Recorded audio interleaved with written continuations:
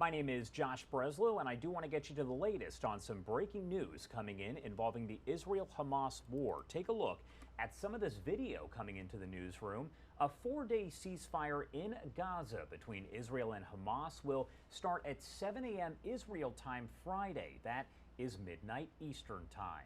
The information coming from officials in Qatar who helped to broker the deal.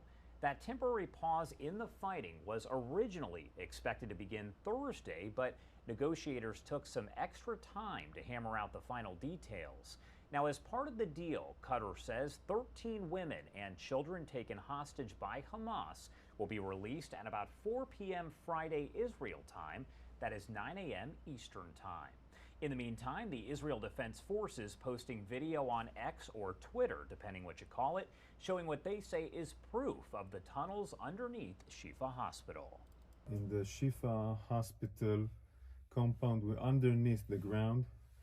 We are approximately between the Qatarian building is above us, and this is the way to the street, meaning this is a way that goes outside from the hospital. We are talking about a tunnel which is more than this, only this specific area is more than 300 meters of a tunnel.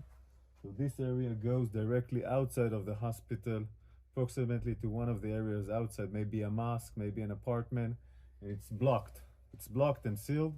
They knew that we were going to come here more than a month ago, and they sealed it. And now we're going to see the infrastructure of the tunnel. This tunnel is a complex tunnel. It's not the ones that we know. It's more convenient for long living, like you have toilets and you have rooms that were built in order to contain people. But this room is an operational room that had communication with electricity provided from the sources of the hospital, meaning the hospital is providing electricity. This room was evacuated and all the gear was evacuated. I guess it was evacuated when they knew or understand that we're going to enter into Shifa Hospital.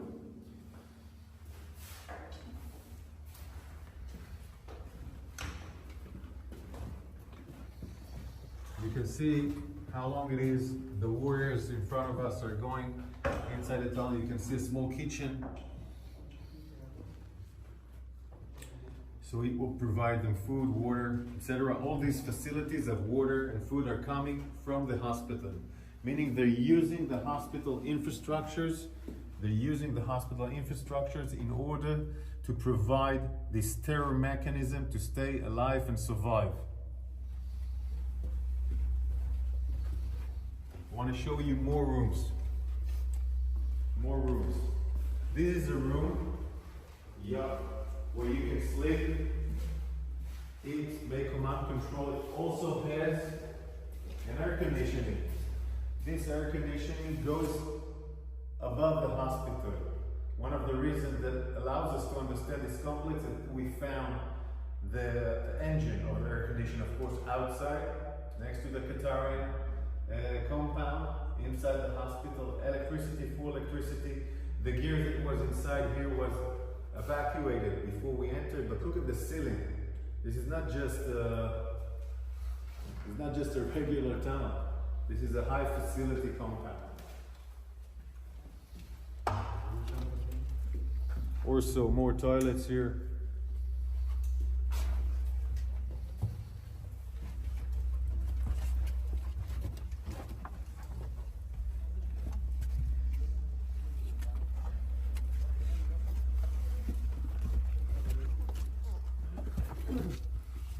Of course, they tried to seal it.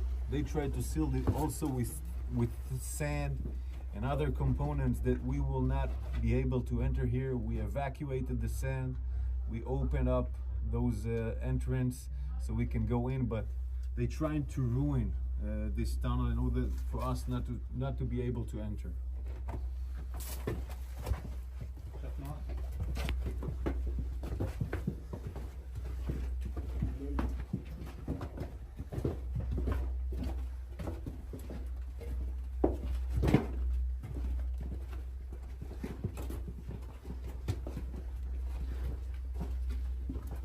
You can see the stairs here going down.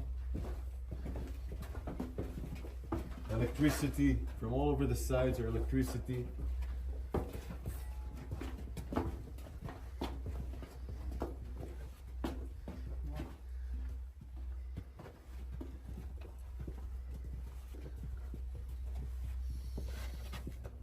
All this electricity compound, all this electricity gear, of course, comes out from the hospital. The hospital provides, in that sense, electricity to this terror mechanism of the tunnel.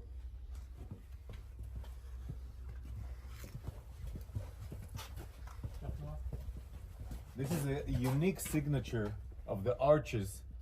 The arches are a unique technique by Hamas, building the tunnels. It's something that was designed in the last 15 years. This unique every area that we see arches are we understand that it assembles, that it has a tunnel next to it. This is how we revealed some of the tunnels, so it's a unique structure of Hamas tunnels in the last 15 years.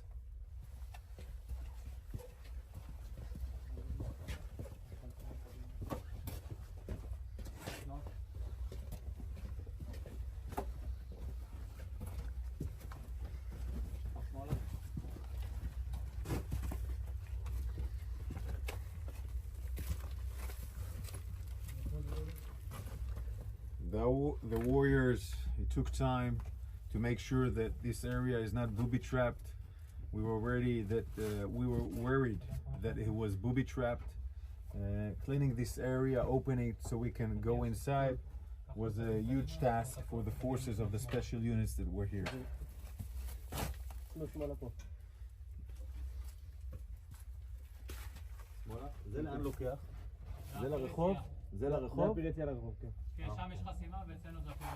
Where the warrior is standing here, it goes directly to the street, meaning it again goes out from the hospital to the north side of the hospital, where we found another tunnel which has an elevator like the Rantisi tunnel, and it goes up and goes out. So it's all a tunnel systems that ends in the hospital.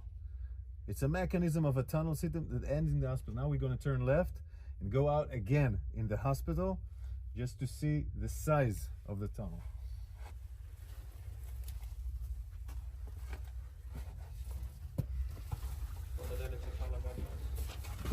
This is the blast. This is the blast door, the one that we opened, where we have seen in the movie that we reached to the blast door.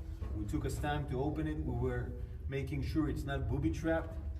These blast doors allows them to prevent blasts by our Air Force, meaning it can maintain the preservation of parts of the tunnel to be protected, and also it's part of fighting. So if an enemy reaches to the door, you can fight him through the door.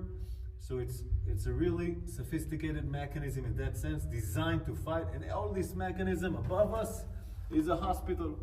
Above us, patient, wounded, doctors, all being a human shield for this tunnel system here at Shifa Hospital.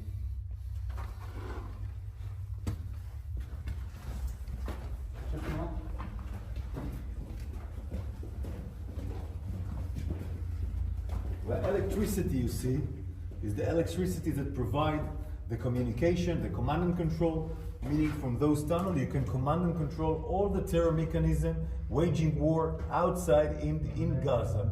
This is why all the battalion's commander, all the senior commander terrorists came here to command their operation, went outside, went back to the hospital to do command and control.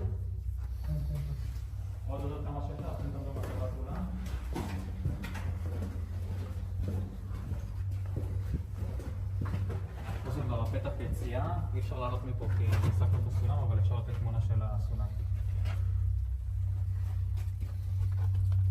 This is the way out with the stairs. This way out, when we entered with the bulldozer, all the sand fell down. All right, that was a video that was posted there by the Israel Defense Forces on their X or Twitter page, and they say it does show hard evidence there that those tunnels exist underneath Shifa Hospital. Again, we do know that 13 of the hostages are expected to be released at 4 p.m. Israel time on Friday. The ceasefire starting a few hours earlier at midnight Eastern time or 7 a.m. Israel time. As we get more details on that, we'll bring those to you live, raw, and unfiltered right here on Live Now from Fox. Let's head to a quick 2-minute commercial break, and we'll be right back with more live, raw, and unfiltered coverage.